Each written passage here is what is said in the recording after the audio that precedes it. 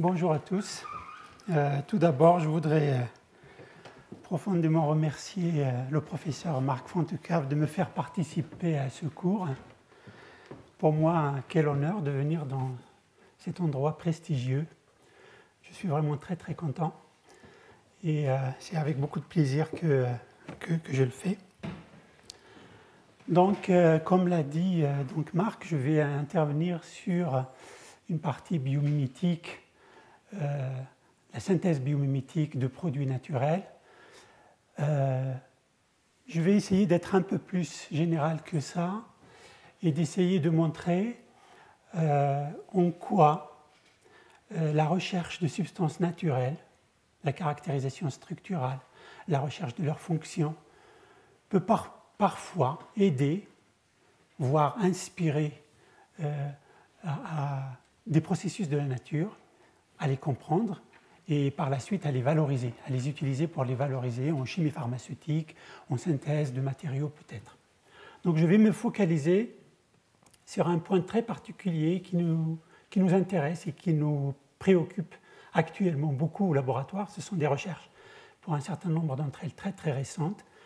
Et je commencerai ce séminaire par un petit tour d'horizon pour vous montrer un petit peu comment ça a commencé dans ce domaine-là, de la synthèse biomimétique, c'est-à-dire fabriquer des molécules naturelles en s'inspirant des voies biosynthétiques qui ne sont parfois même pas connues. On est obligé de les postuler dans un premier temps et d'essayer de faire. Et vous verrez qu'en dans beaucoup de cas, c'est un va-et-vient entre la synthèse organique, c'est-à-dire l'étude de la réactivité moléculaire, et les connaissances progressantes de la biosynthèse d'une molécule dans le temps. Ça peut durer 20 ans, 30 ans, voire plus. Et il y a une évolution entre l'étude de la réactivité chimique et de la biosynthèse, et les deux se complètent très bien.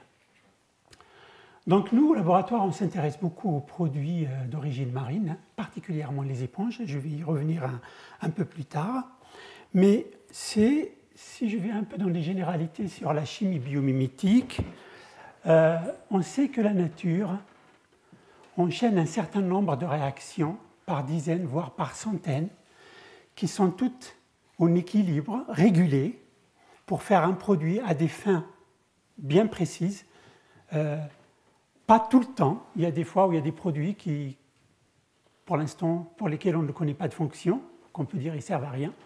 Mais la plupart du temps, les processus chimiques sont contrôlés et la catalyse mène souvent à un produit désiré pour une fonction donnée. C'est-à-dire vous avez un signal au départ, vous avez la fabrication d'un produit et vous avez l'impact du produit sur un processus biologique. Donc ça, c'est la première partie. Donc un certain nombre de réactions qui sont pour un chimiste ou pour un biochimiste un challenge pour les comprendre d'abord, comprendre comment ils fonctionnent dans la nature, mais aussi leur donner un sens à quoi on peut les utiliser. Donc on peut s'intéresser à une action précise qui peut être une réaction chimique, une interaction entre deux molécules qui existent dans la nature. Ça, c'est déjà un sujet de recherche en soi pour essayer de les comprendre, comment elles se font et quel est le début d'un processus et quelle est sa fin. Donc ça, c'est une partie importante. Après, vous avez des signaux physico-chimiques qui déclenchent ces réactions et qui vont avoir après un impact.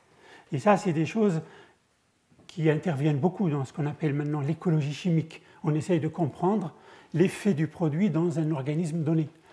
Très généralement, on va chercher un produit, une substance naturelle, pour lui trouver une activité pharmacologique, pour qu'elle soit utile à l'homme. Mais ce n'est pas le seul intérêt, en fait. Et de plus en plus, maintenant, il y a des laboratoires dans le monde qui font du bio-inspiré en s'intéressant du rôle du produit dans la nature. Donc ça, c'est la partie signaux, interactions. Et puis, vous avez la partie contrôle des équilibres, pas seulement dans une réaction donnée, c'est-à-dire un processus biochimique, mais aussi dans un écosystème en entier, dans une cellule. Comment se fait-il qu'un produit existe à un niveau constitutif? Il ne va pas être produit à plus que ça, sauf à la demande. Ça, c'est quelque chose d'extraordinaire quand on y réfléchit un peu. Et puis après, vous avez l'équilibre entre organes, parfois, de molécules, voire organismes, voire dans un écosystème en général. Voilà, alors les enjeux pour la chimie organique, c'est d'observer la nature donc, et d'essayer de fabriquer des molécules, des matériaux, petites ou grosses, pour un intérêt, voilà, pour l'homme. Ça, c'est un intérêt direct.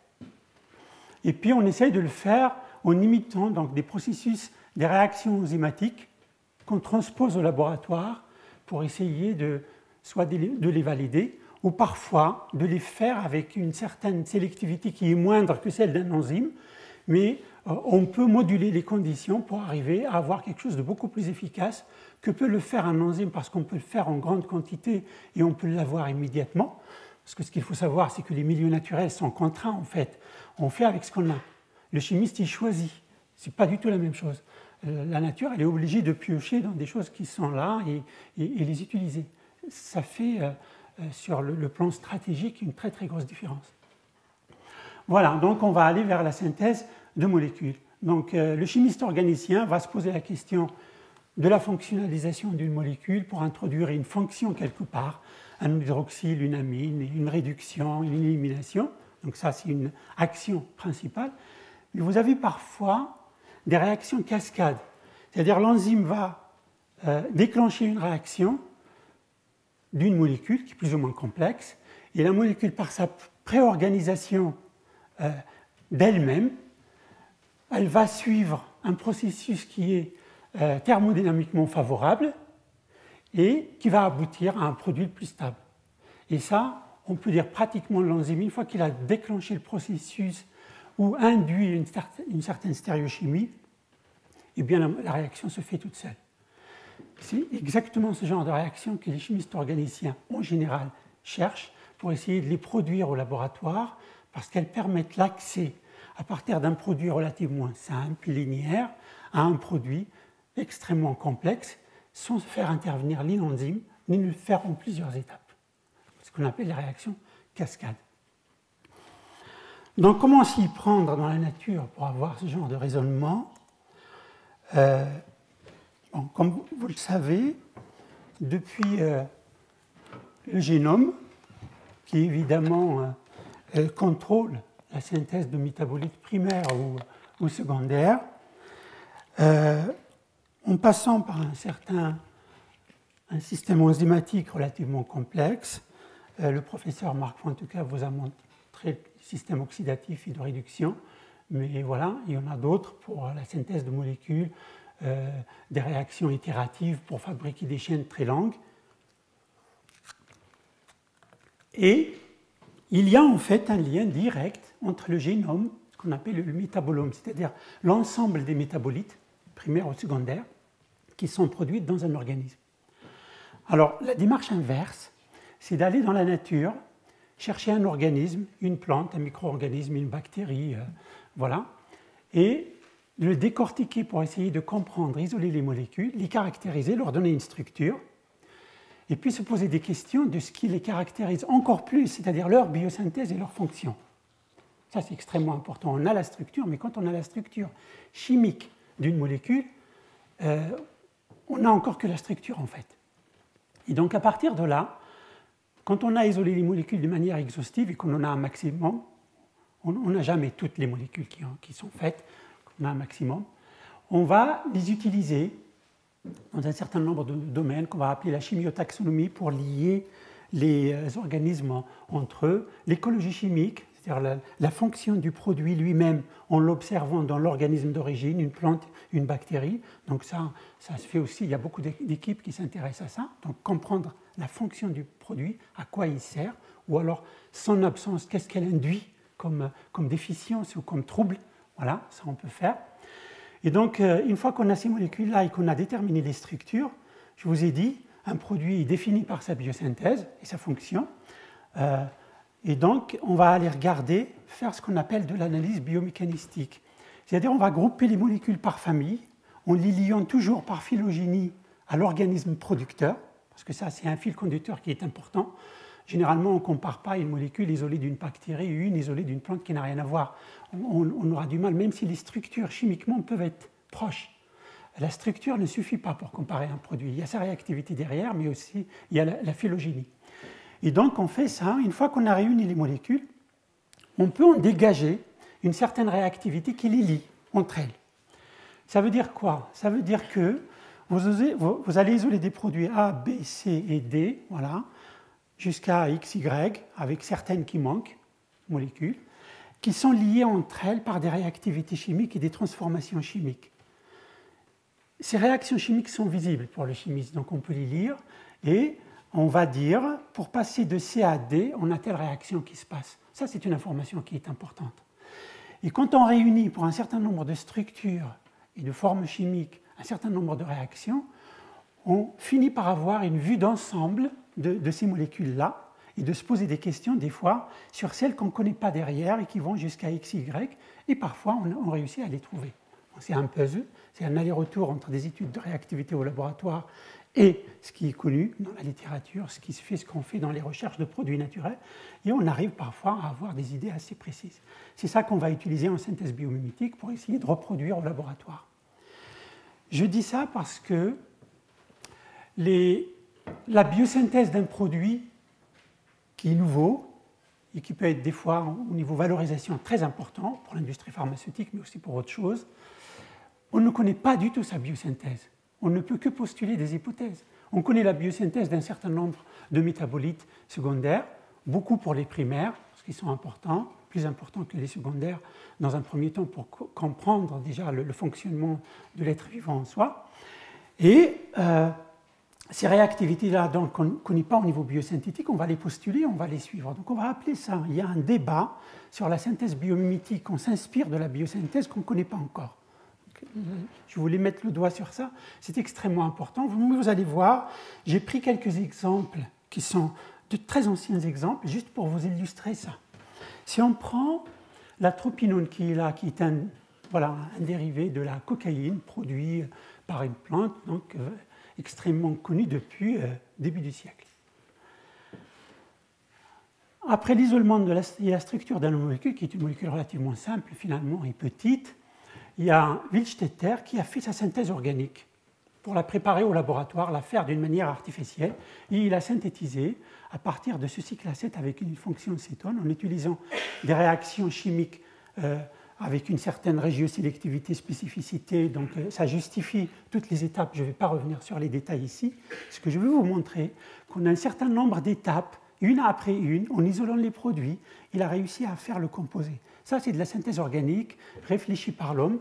C'est une très très belle synthèse à cette époque-là, 1901.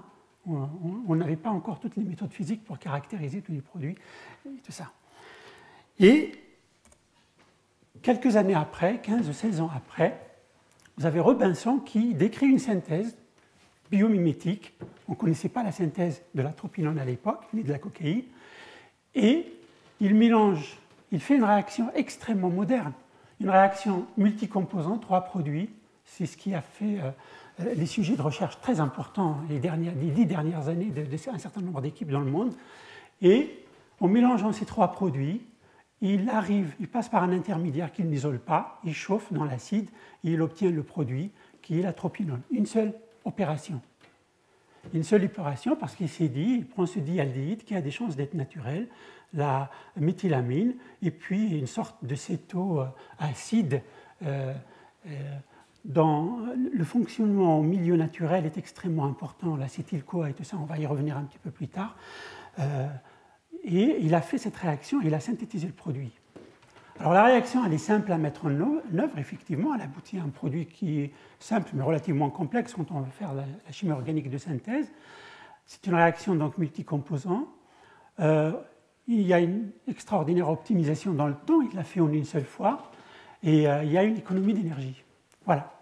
Donc, vous allez me dire, il suffit d'observer la nature quand on connaît les processus biologiques et pour aller reproduire les synthèses très facilement en chimie organique. C'est un peu plus compliqué que ça parce que l'investigation en fait derrière pour aller comprendre le processus biosynthétique, le vrai cette fois-ci, c'est quelque chose d'extrêmement compliqué. Bon, là, j'avais mis le mécanisme, je crois que ce n'est pas très important ici, le mécanisme de la réaction, s'il y a des chimistes organiciens qui s'intéressent à ça ici. On passe le plus important, c'est une sorte ici de pyrrolidine avec un minium qui est important dans ce système-là, et puis une réaction de Mannlich, l'addition d'un cytoacide sur cet iminium-là, qui permet d'obtenir une sorte de cage de complexe comme ça, un aminal ici qui élimine derrière pour passer un deuxième iminium là, et vous avez la cyclisation. La dernière réaction est une réaction de décarboxylation. Quand on est dans un système cytoacide comme ça, elle est extrêmement simple. Donc voilà, la réaction chimique. Et maintenant, quand on compare ça par rapport à la biosynthèse qui a été mise au point, alors là, des dizaines d'années après, donc les études, je vais vous montrer après une diapositive qui ont été montrées, ça part de l'aminoacide, ça ne se voit pas très bien ici, c'est une copie, voilà. On fait de l'arginine et de l'ornithine. Le plus important, c'est de prendre l'arginine ici ou l'ornithine, et on aboutit à cet équivalent du dialdéhyde que je vous montre là, avec la méthylamine qui peut s'ajouter dessus. Vous avez ce système ici à 4 carbones, vous avez l'aldéhyde avec l'amine et une cyclisation à la pyrrolidine qui est là. C'est ça qui est important en fait. Et après, on va se poser la question, est-ce que c'est une synthèse biomimétique ou pas? Je vais y revenir dans la diapositive suivante.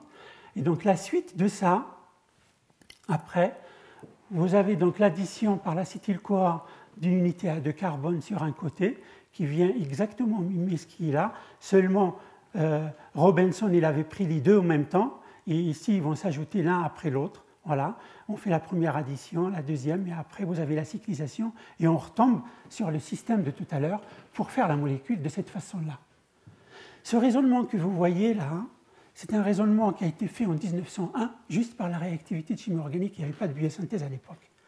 Mais c'était quelqu'un qui avait ce souci de réfléchir à une possibilité de biosynthèse dans le milieu naturel, et avec les connaissances de cette époque-là, il a pu quand même dégager une synthèse qui était extrêmement proche, extrêmement efficace pour faire un produit comme ça.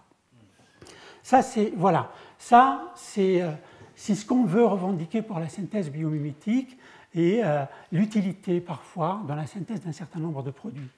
Alors maintenant, il va se poser la question qui est légitime, est-ce que cette synthèse est biomimétique puisque les réactifs ne sont pas les mêmes? Mais la réactivité est la même, le concept est le même. Et c'est ça qui est important. Et quand on va regarder un peu plus loin, vous allez voir dans la nature elle-même, elle n'utilise pas toujours exactement les mêmes composants. Elle a toujours des voies, on appelle des voies chantes de secours. Quand un produit manque, elle va en prendre un autre pour faire. Ce qui est important, c'est l'agencement des atomes et les fonctions et leur réactivité. Et c'est ça qu'il faut retenir dans la synthèse biomimétique. On va essayer de coller le plus possible à un processus biomimétique, mais on peut utiliser des produits qu'on va acheter dans un catalogue et qui sont disponibles et qui ne sont pas chers. Surtout que le chimiste, lui, il a la liberté que la nature n'a pas de choisir le réactif qu'il veut. Ça, c'est important. En fait, la nature, elle fait les choses dans des conditions beaucoup plus contraintes qu'on peut le faire, nous, au laboratoire. On va manquer d'efficacité parce qu'on n'a pas les enzymes, on n'a pas les systèmes qui vont contraindre une certaine réaction, mais on a quand même une liberté sur le choix des réactifs. Et alors, maintenant, je vous montre un article de 2012 qui vient de sortir. Ce n'est pas encore fini avec la biosynthèse de l'atropinone et de la cocaïne. Il y a toujours des découvertes, et vous voyez ici une explication de la première étape de la biosynthèse de la cocaïne qui vient d'être publiée, et ça continue encore. Ça veut dire que les systèmes biosynthétiques, déjà, ils ne sont pas les mêmes dans tous les organismes, ils vont varier de l'un à l'autre, et chaque laboratoire va étudier son système, il va trouver des petites variantes sur des concepts qui sont proches ou relativement proches. Bon, on peut multiplier des exemples comme ça. Si je prends ici les stérols ou les stéroïdes en général, c'est un exemple qu'on cite beaucoup. On part du squalène pour faire des produits stéroïdiques ici. Je vous ai mis le schéma ici, là, et qui a été proposé par Eschenmoser la première fois. Et il y a eu un certain nombre de réactions utilisées par des chimistes comme Corré, Baran et bien d'autres ici, qui ont fait diverses molécules qui sont naturelles et qui ont des intérêts. Alors, il y en a un certain nombre qui sont des hormones ou des activités biologiques intéressantes. Et donc la synthèse, la biosynthèse, elle est extrêmement connue. Là, on est dans un autre exemple. Ça, on est dans le métabolisme extrêmement connu des terpènes à partir de l'isoprène, donc le squalène, et puis la synthèse de l'anostérone. Donc, c'est facile de faire les liens qu'avec des molécules qu'on ne connaît pas du tout. On a même trouvé un exemple, et ça, c'est Hitchcock qui avait publié ça. À partir du squalène, on peut faire des molécules de plantes isolées de Daphniphyllum, qui ont des structures extrêmement complexes. Et je vais juste vous montrer un petit exemple ici. À partir du squalène, vous avez l'oxydation de ces 2 méthyl en aldéhyde. Si vous ajoutez une amine ici, ça vous crée un système qui réagit avec lui-même pour créer cette structure-là. Je ne vais pas tarder dessus, mais si vous pliez cette partie-là sur celle-là, vous pouvez faire cette structure. Et après, vous avez une insertion de l'amine. Ici, vous faites une sorte de diène d'azadiène qui s'ajoute sur une de ces 2 doubles liaisons, celle-là ou celle-là, et vous avez un système complexe. Et là, vous avez après un certain nombre de molécules qui ont été faites un peu de cette façon-là, qui sont des molécules naturelles. Si vous empruntez les voies classiques de synthèse organique en découpant liaison par liaison et en essayant de bricoler pour les faire, on peut y rester un certain temps. En prenant ça, et Hitchcock y a réfléchi le premier, il a pu faire la synthèse, par exemple, quand on prend un système comme ça, il a pu faire la synthèse de produits de ce type en utilisant la même cascade. On trouve souvent la réaction de Manich, les aldolisations, transformation d'incétone en iminium qui sont extrêmement réactifs, et puis l'addition d'une position carbonée alpha d'une cétone dans les systèmes naturels. C'est très très courant. Et ce que Hitchcock avait fait exactement, alors là maintenant il a fait la synthèse de ce produit-là d'une façon qui n'a rien à voir avec la biosynthèse, mais il voulait prouver que quand on a 2 aldéhydes avec un système comme ça, donc il a déjà introduit le cycle A5, on a effectivement, en mettant de l'ammoniac ou une méthylamine, la transformation en ce polycycle, qui est un polycycle ici, après l'aménagement fonctionnel ici, un polycycle naturel. Voilà. Et ça, pour les Daphniphyllum par exemple, il n'y avait absolument aucun antécédent de biosynthèse. On s'inspire de ce qui existe sur les stérols et les stéroïdes. Il utilisait le squalène parce qu'il a compté le nombre de carbone et il a regardé la réactivité dans le cœur polycyclique ici, et ça lui a permis de faire une synthèse comme ça, relativement facile. Bon, on peut multiplier les exemples. Là, je vous montre un exemple d'un produit marin rapidement. La nature, elle sait très bien faire des choses linéaires comme ça. Ce sont des réactions par des modules génétiques. Ils viennent ajouter un module à 2 ou 3 carbones, des fois plus, voire un aminoacide, et elle peut réitérer la réaction, en faire beaucoup comme les protéines ou les acides nucléiques. C'est un peu les mêmes processus, et elle peut faire des réactions comme ça. Seulement après, dans le système enzymatique, en présence d'une certaine stéréochimie naturelle, la molécule comme ça, elle ne reste pas linéaire, elle se préorganise elle-même. Parce qu'en intramoléculaire, intrinsèquement, il y a un certain nombre d'interactions qui font que la molécule elle préfère être dans une forme. Voilà, et elle adopte une forme de ce type-là qui va amener, maintenant je l'ai expliqué un peu ici plus, ces 3 hydroxyles en face d'une cétone alpha-bêta et qui va tout simplement, par une réaction thermodynamiquement favorisée, vous faire un produit. Cette partie-là du produit de la léchondrine, je n'ai pas mis toute la molécule qui est là, cette partie qui est une des parties la plus complexes du produit. Et ça, c'est ce que Kishi a suivi pour faire la synthèse de ce produit-là, qui est fait entièrement par synthèse organique, et c'est un médicament anticancéreux qui a démarré l'année dernière. Donc, le chimiste organicien s'est rendu compte qu'il ne peut pas fabriquer tout ça, qui est le produit actif d'origine. Il en a sélectionné une partie qui a gardé l'activité, parce que quand on fait de la synthèse, on prend les intermédiaires plus ou moins évolués, on les teste sur les mêmes cibles biologiques pour voir s'il n'y a pas la même activité. Par chance, ce produit avait la même activité, il a été commercialisé, et il est commercialisé maintenant. Bon, ça c'était pour vous donner donc, le background, avant de revenir un petit peu sur ce qu'on fait au laboratoire nous-mêmes. Je vous ai choisi un exemple d'une réaction qu'on a découverte et qui nous intéresse actuellement.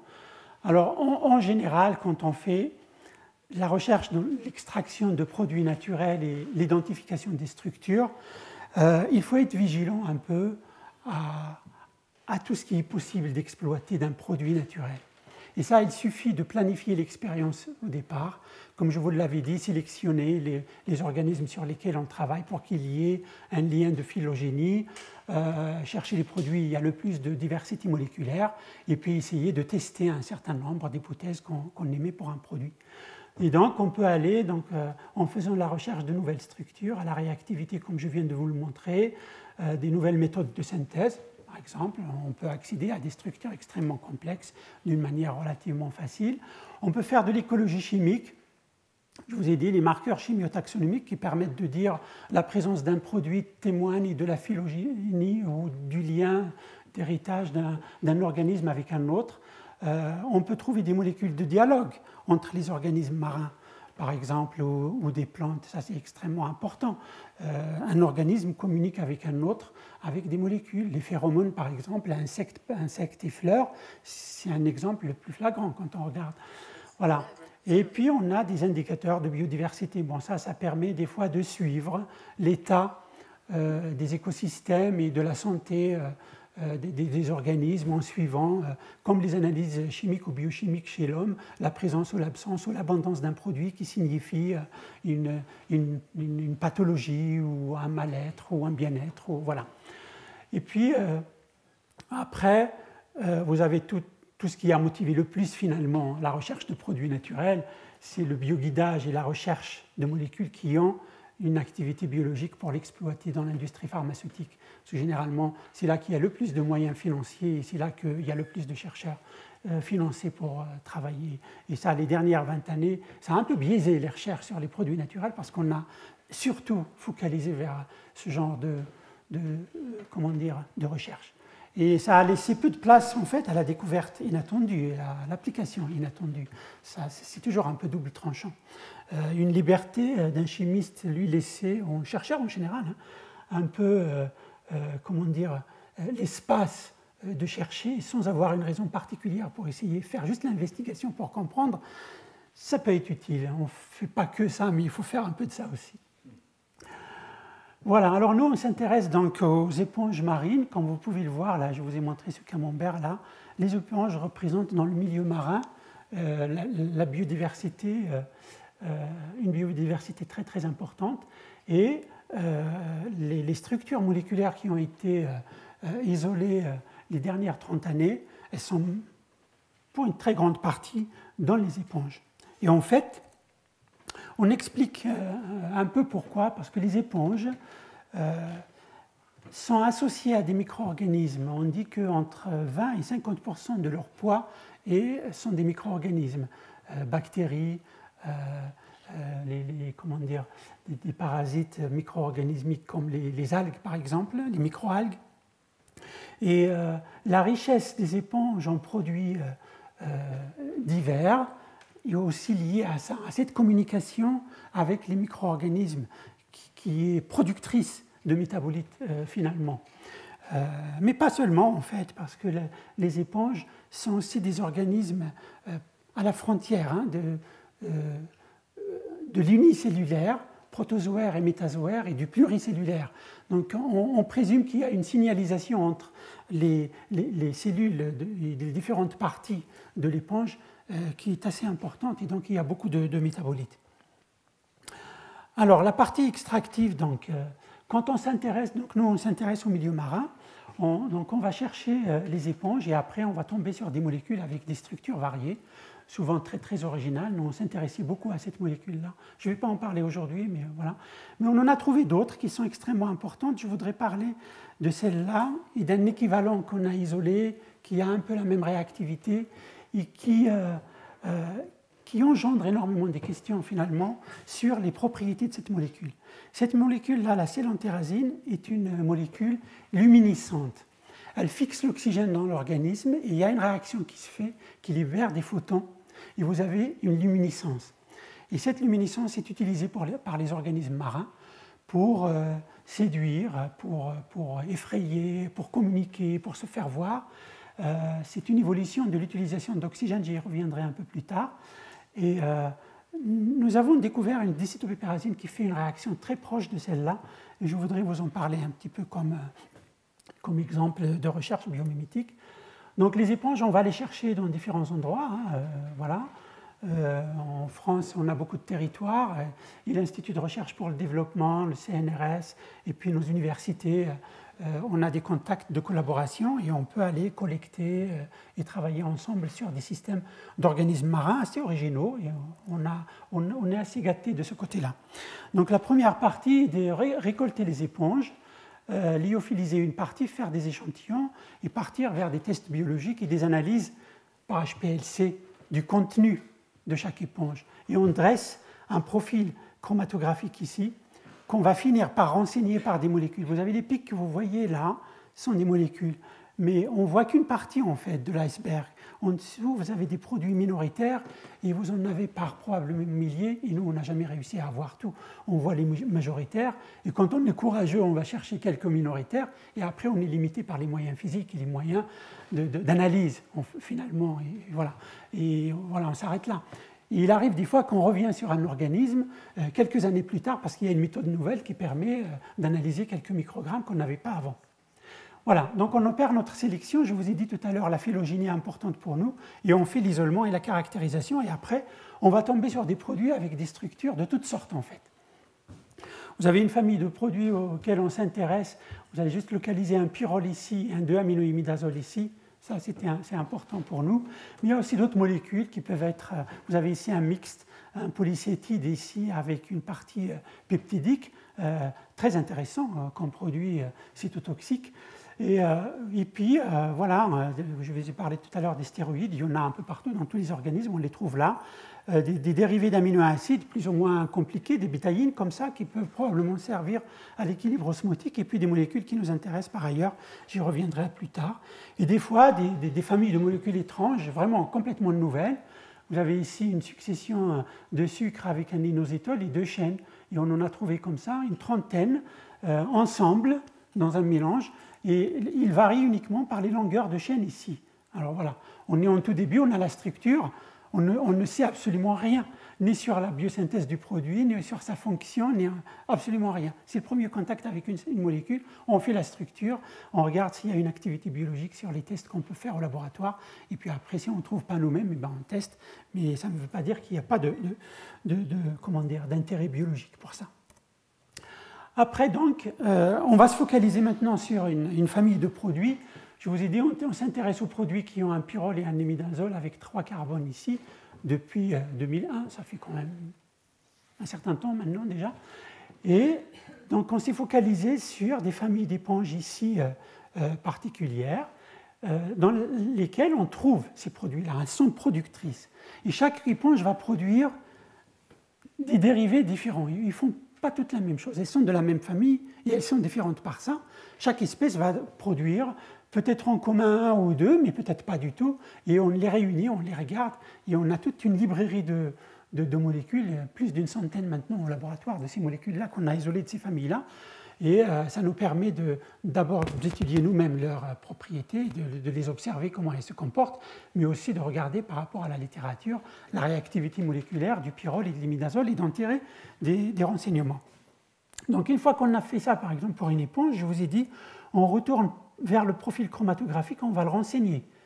Et ça, on le met dans une base de données. Et si on en a besoin une autre fois pour voir de telle éponge qui est liée avec une autre, qu'est-ce qui avait été trouvé, on peut retrouver ça assez facilement avec les produits majoritaires qui sont renseignés. Je vous ai dit que les minoritaires, très souvent, on n'y arrive pas. On commence à s'y intéresser, mais c'est quand même relativement compliqué. Donc on a trouvé des molécules complexes comme ça, comme vous pouvez les voir ici. Là. Je ne vais pas revenir sur les détails, mais on voit qu'ils ont une certaine structure. Pour un synthétiste organicien, c'est quand même relativement compliqué. Il y a beaucoup de carbone asymétrique, c'est très polaire, ce sont des structures polycycliques imbriquées les unes dans les autres. Voilà. Alors, quand on voit une structure, par exemple, comme ça, on peut se douter que la nature, elle n'a pas bricolé atome par atome pour construire. Il y a eu une structure d'origine au départ qui a évolué dans une réaction cascade pour aller vers ça. C'est pratiquement une certitude sur le plan conceptuel. Et on a isolé d'autres molécules qui sont beaucoup plus simples maintenant, qui peuvent être des produits de dégradation, ce genre de molécules par exemple. Voilà, juste une partie de ça. Ça, on considère ces deux molécules-là. Là, j'ai le despacamide et l'oroïdine comme produits, phares de cette famille. Et on en a eu d'autres. Alors vous voyez ici, vous avez une pyridine par exemple. Vous comptez le nombre de carbone et d'azote, c'est exactement le nombre ici, là, que le 2-aminoimidazole. Deux noyaux qui n'ont rien à voir l'un avec l'autre, mais finalement, en termes de réactivité moléculaire, ils sont extrêmement proches. Vous ramenez cet azote, vous le faites réagir ici, vous ouvrez la guanidine de l'autre côté et vous avez la molécule. Donc quand on la regarde, structurellement elle est différente, mais au niveau réactivité, c'est la molécule de la même famille. Et c'est comme ça qu'il faut les voir. Et donc, on a regardé cet ensemble de molécules. Il y a certaines, au départ, on n'avait absolument pas compris comment ça peut arriver là. Bon, ce n'est pas la première fois. Quand on isole un produit, on ne comprend pas forcément sa biosynthèse, mais on peut se poser des questions. Ah, ben, il peut provenir de cette molécule-là, ou on peut, des fois, supputer une origine. Et dans certains cas, c'est quand même relativement obscur. On n'y arrive pas. Et ici, vous avez un produit, par exemple, qui peut dériver d'une arginine par désamination, décarboxylation, mais aussi, il y a d'autres voies de biosynthèse qui peuvent aller à ce produit-là. La nature est diverse et les voies de biosynthèse sont diverses. Voilà, on peut imaginer des choses, mais on ne peut pas aller jusqu'à... Voilà. Et maintenant, je vais revenir sur la biomécanistique. Donc, on s'est intéressé à cette problématique des produits. D'abord, l'origine de ces deux produits-là à partir des aminoacides auxquels on a pensé, mais il y a d'autres qui y ont pensé aussi, et 5-6 laboratoires qui ont proposé des choses à partir de ces aminoacides, l'ornithine, proline, arginine et lysine, les produits intermédiaires et puis les produits extrêmement complexes. Et je voudrais juste vous montrer un exemple qui nous a permis de trouver une réactivité. Je crois que ça suffira pour illustrer un petit peu la synthèse biomimétique. Pour trouver une réactivité, et ça nous a mis sur une voie qui est pour nous totalement inattendue, mais extrêmement intéressante. On voulait fabriquer ce produit-là, qui est polycyclique, qui est un antibiotique, la dibromophaquiline qui est là. Et on s'est dit, c'est un produit très proche de celui-ci, ça c'est le raisonnement en liant les molécules les unes entre les autres. On peut regarder que si on cyclise cet azote avec celui-là, c'est-à-dire cet azote-là et cet azote, sur le 2-aminoimidazole ici, là, on a cette molécule-là. On va juste la replier et on l'a là. Et donc on avait imaginé au départ un schéma de synthèse partant pyrrole-proline, parce qu'on a pensé que la proline y est pour quelque chose, y compris pour cette partie-là, au niveau biosynthétique. Et si on y ajoute une guanidine comme ça, on devrait pouvoir aller par une cyclisation ici, obtenir cet aminal, élimination ici, et puis obtenir cette sorte de dicytopépérazine avec une guanidine. Et si on a ce système qui est ici, imine et namine, on peut aller à l'iminium et puis cycliser en intramoléculaire, aller vers là. Ça, c'est une possibilité. Donc, il suffit de fabriquer ce produit-là. Et la deuxième, c'est uniquement de substituer ici, d'ouvrir là, par cette guanidine des flèches rouges, pour aller vers ce produit-là, qui va manquer juste d'une oxydation ici pour aller vers le dispacamide. Ça, c'est un raisonnement purement chimique, juste en liant les deux molécules, en se disant qu'elles ont un lien. Et on va essayer de les faire à partir d'un même produit. Et on pensait que le pyrrole et la proline, au niveau biosynthétique, avaient quelque chose à voir dans cette voie de biosynthèse. Et en fait, on le pensait parce qu'on avait aussi isolé ces produits-là, qui sont des dicytopépérazines d'arginine, dans celui-ci qui est là, qui est un produit qui va vers le pyrrole ici, et vous avez une guanidine. Donc on s'était dit, une réaction de ce type, telle que je viens de vous montrer ici, vous avez une proline en fait. En intramoléculaire, on pourrait imaginer une réaction très similaire, ouverture sur cette partie-là, avec une constitution du 2-aminoimidazolone, avec un transfert intramoléculaire de la guanidine. Ça, c'est des produits que nous avons isolés d'une éponge de Méditerranée en même temps. Ils nous ont mis sur la voie, donc ils sont tous en C11 et N5, hein, comme je vous ai dit. Et on a fait la réaction. Alors en fait, ce qu'on a fait, je vais revenir sur la diapositive d'avant. L'accès à cette molécule-là, le plus simple, c'est de synthétiser une dicytopépérazine, une partie pyrrolique et une partie proline, ajouter la guanidine, et on sait que la réactivité du pyrrole, c'est un très bon groupement partant aromatique. On ouvre de ce côté-là et on va vers une molécule comme ça. C'est ce qu'on a fait dans un premier temps. Et donc on a fabriqué ce produit que vous voyez ici, une dicytopépérazine très facile, 2 étapes de synthèse. Voilà, je ne reviens pas dessus. On a ajouté en intermoléculaire la guanidine ici. on s'attendait à ce produit-là, c'est-à-dire juste l'addition de la guanidine sur cette partie-là, ouverture ici, et vous avez quelque chose ouvert ici, déplié, plus ça, sans la double liaison qui est ici, la double liaison du dispacamide que vous voyez là. Et finalement, en faisant la réaction avec l'oxygène de l'air ambiant, on est tombé sur le produit oxydé, c'est-à-dire le produit avec le bon degré d'oxydation que le produit naturel. Et nous avons isolé un deuxième produit très minoritaire d'un produit qui est décarboxylé ici, là. Et c'est là que nous avons commencé à nous poser des questions, d'abord sur cette oxydation qui arrive et qu'on n'avait pas prévu du tout, et deuxièmement sur la décarboxylation qui est là, et en comparant avec les produits qu'on avait isolés. Et ça, c'est des produits naturels aussi que nous avons isolés au laboratoire, mais que d'autres ont isolés. C'est des produits qui étaient connus. Et nous avons arrêté un peu nos recherches pour nous intéresser au mécanisme de la réaction. Et finalement, nous avons compris ce qui s'est passé. La décétopipérazine est extrêmement sensible. Quand il y a un pyrrole ici, quand il y a une proline aussi, elle n'est pas réactive. Quand vous avez un pyrrole, vous avez une fluxation d'oxygène triplé. Nous avons étudié le mécanisme après, c'est dans le noir, il n'y a pas d'excitation aucune.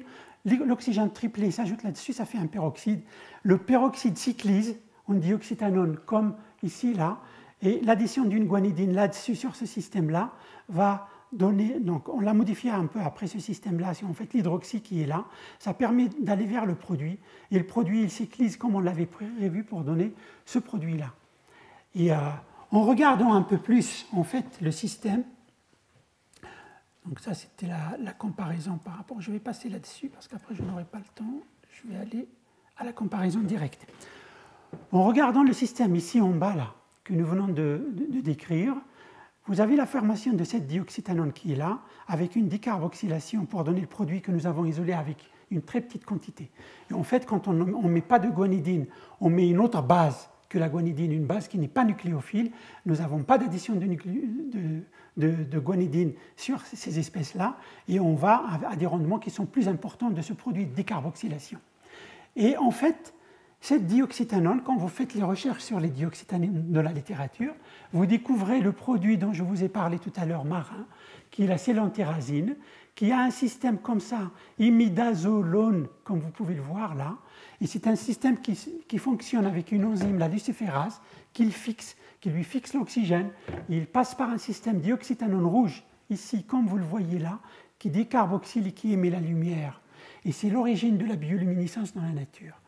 C'est une bioluminescence qui est amplifiée par le système enzymatique qui est autour du produit. Et donc, vous pouvez le voir à l'œil nu quand la lumière est dans le visible. La lumière émise, elle peut être pas visible pour l'homme, mais pour certains organismes, elle est visible. Et dans ce cas-là, elle l'est. Voilà. Donc la comparaison, elle est flagrante. Le système nous a intéressés beaucoup et on s'est dit, on va regarder la chimie luminescence de notre produit. Parce que notre produit n'est pas connu comme substrat d'enzyme, en fait.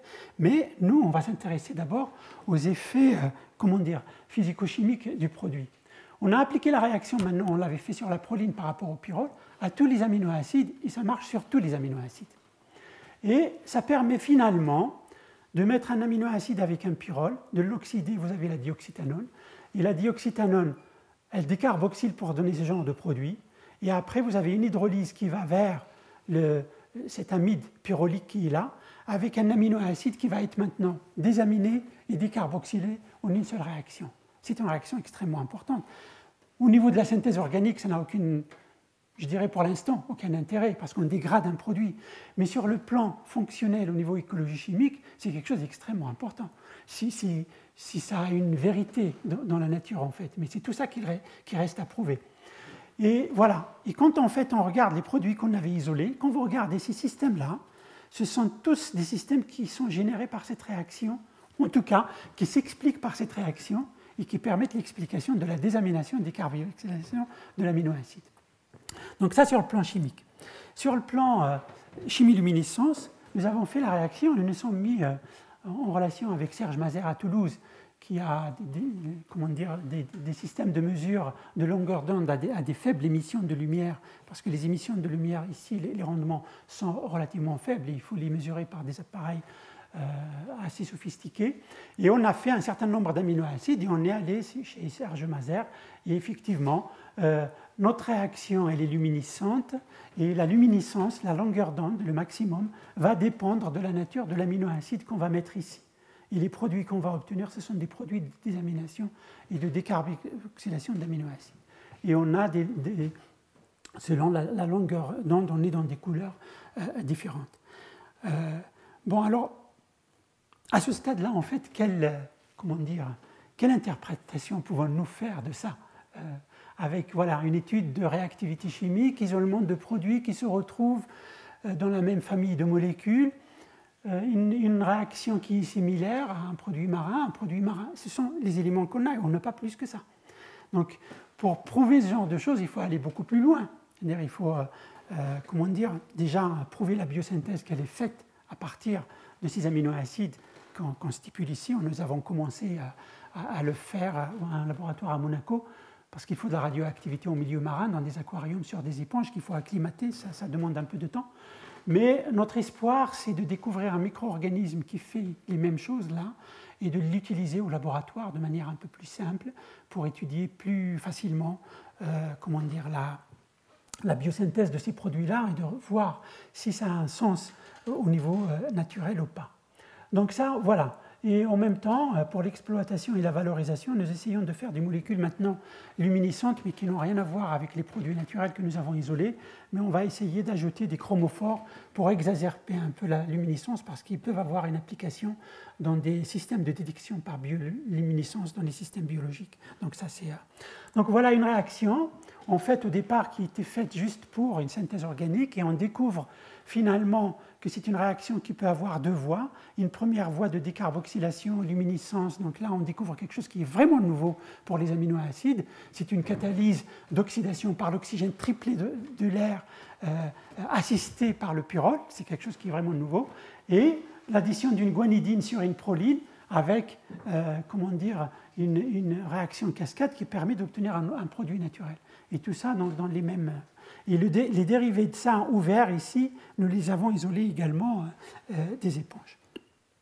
Voilà, donc ça, voilà la comparaison avec le système qu'on a découvert, le système naturel qui est connu, et les produits qu'on a isolés pour l'instant, ce sont les éléments qu'on a et sur lesquels on va essayer de s'appuyer pour continuer à évoluer dans cette voie-là. Je vous ai mis quelques images de bioluminescence du milieu marin. On avait dans les coraux, par exemple, des fois dans les poissons. Les poissons peuvent s'associer avec des micro-organismes. Il y a une communication entre les micro-organismes, bactéries et les poissons. Et ils les font illuminer à la demande. Et c'est des systèmes extraordinaires. Il y a aussi... alors, pour les décétopyperazines, par exemple, dont je vous ai parlé, on commence maintenant à répertorier les décétopyperazines comme molécules de dialogue et dans les systèmes bioluminescents. Alors on ne sait pas exactement quel rôle, en tout cas un rôle de régulation, mais pas encore de rôle vraiment de luminescence. Donc ça, c'est des choses auxquelles on est attentif, on va regarder. Et comme je vous l'ai dit, on s'intéresse aux micro-organismes qui sont isolés d'éponges pour voir si on ne peut pas en trouver et les utiliser au laboratoire pour étudier le système. Voilà. Et on a découvert également que cette même réaction, on peut l'utiliser finalement pour faire d'autres produits naturels qui n'ont rien à voir avec les nôtres et qui existent, qui sont dans la nature en fait. Et on a synthétisé ces squelettes-là, par exemple, que vous voyez, et qui sont des produits naturels. Et en fait, la luminescence, et je vais en terminer dans 2-3 minutes, la luminescence, elle a été découverte au départ par une recherche voulue sur le ver luisant. Et c'est un système qui est comparable, qui n'est pas le même, mais c'est un hétérocycle avec une cystéine, mais c'est aussi une dioxyéthanol, la même chose. Et en fait, McElroy, donc, qui s'est intéressé à ça, il a voulu savoir ce que c'est. Donc il est allé chercher la partie luminescente du ver luisant. Vous voyez la quantité qui a été ramassée pour aller à la structure.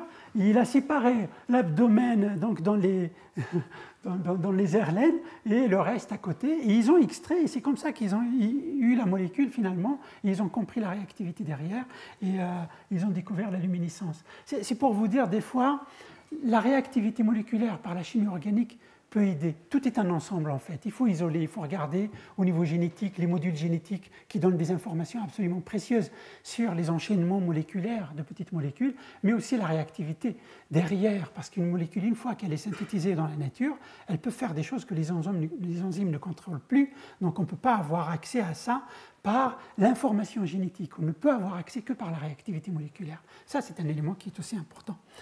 Voilà, alors, juste une dernière image, et après je pense que ça va être bon. En fait, cette histoire de luminescence, elle est extraordinaire. Ces molécules-là sont des molécules de dialogue, mais à une vitesse extraordinaire. Là, ce sont des micro-organismes, généralement, qui font ce genre de lumière. Quand il y a un mouvement physique dans l'eau, par exemple, dans la mer, vous touchez l'eau et vous avez une bioluminescence qui se transmet d'un micro-organisme à un autre, et l'information, et vous avez la bioluminescence, même les organismes qui n'ont pas été touchés plus loin, avec une vitesse qui est inférieure à la milliseconde. C'est extraordinaire, la propagation et le pouvoir de communication entre les micro-organismes. C'est quelque chose qui est vraiment à explorer, à savoir comment ça marche. Bon, là, j'ai mis quelques images, je vais passer dessus. Voilà, je voulais juste citer sur les réactions que je vous ai montrées, Jérôme Appenzeller, Ludmila Ermolenko et Clarisse qui ont étudié ça. Et je voudrais vous remercier pour votre attention et remercier encore une fois le professeur Marc Fonteclub pour l'invitation ici.